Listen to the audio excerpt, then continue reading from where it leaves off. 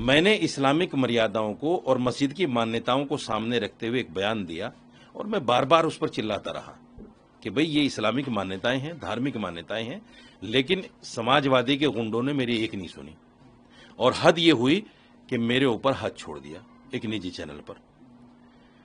मैं अब उनसे कहना चाहता हूं, अगर इतने ही बड़े जवां मर्द हो तो साध्वी रितंबरा के पास जाओ, उनके ऊपर हाथ छोड़ के दिखाओ, उनके गले में जूती का हार डाल के होर्डिंग बनाकर दिखाओ, उनके खिलाफ एफआईआर करके दिखाओ।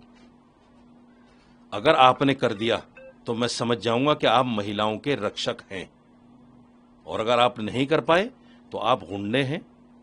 आपके खिलाफ कड़ी से कड़ी कार्रवाई होनी चाहिए और अखिलेश यादव और डिंपल यादव को शर्म आनी चाहिए कि ऐसे कार्यकर्ताओं को आपने पार्टी में रखा हुआ है। उन लोगों के खिलाफ अखिलेश यादव को भी एफआईआर करनी चाहिए जिन्होंने मेरे साथ ये हरकत की है।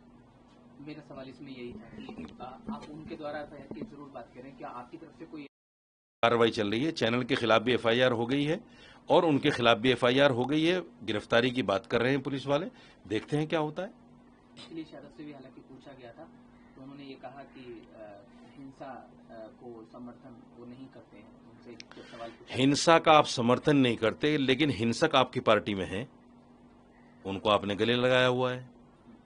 ये तो बहुत बड़ी बात है ना। आप हिंसा का समर्थन नहीं करते, लेकिन जो हिंसक हैं वो आपके कार्यकर्ता हैं। एक मेरे पास फोन आया, कोई राजेश नाम का आदमी है, मैंने कई सारे चैनलों पर भी वो चलवाया, आप कहें तो मैं आपको भी सुनवा सकता हूं। उसने मुझे कहा कि मैं प्रदेश कार्यकारिणी समाजवादी पार्टी का मेंबर हूं और अब तो तुम्हें वहां मारा है चैनल पे, फिर हम घर में घुस के मारेंगे।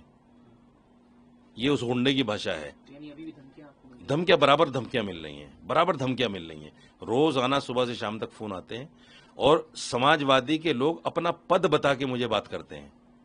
मैं ब्लॉक अध्यक्ष हूं, मैं ब्लॉक महासचिव हूं, मैं जिला अध्यक्ष हूं, मैं फला हूं, मैं फला हूं।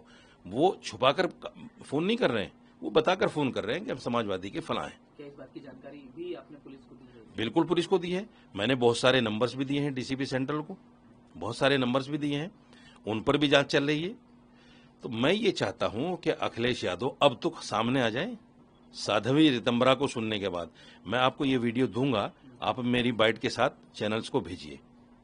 हालांकि सुन लिया है, लेकिन मैं फिर भी दूंगा, आप उसको भी चलवाइए, ताकि इनके सामने एक आईना आ जाए कि ये इतना बड़ा वर्ड नहीं है जितना बड़ा वर्ड आपने बनाने के बाद हिंसा आपने की है देश के अंदर। और मैं चूंकि मुसलमान था, इसलिए मेरे साथ उन्होंने ये प्रकरण किया है।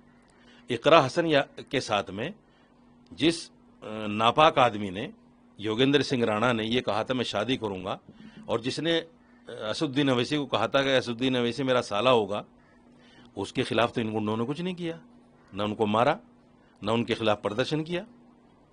और ये समाजवादी के लोग, युजन सभा के लोग, माइनॉरिटी सेल के लोग लखनऊ में मेरे खिलाफ प्रदर्शन कर रहे हैं, मेरे होर्डिंग लगा रहे हैं जूता दिखाकर। तो ये उनके खिलाफ भी करें ना, वो भी तो एक महिला है इकरा हसन, और समाजवादी पार्टी की एमपी भी है। तो ये सारा ये सच असल में क्या है, देखिए जो मेरे साथ हुआ मुझे उसका दुख है, लेकिन खुशी ये है कि समाजवादी का जो असली चेहरा था मुस्लिम नफरत का, वो सामने आ गया।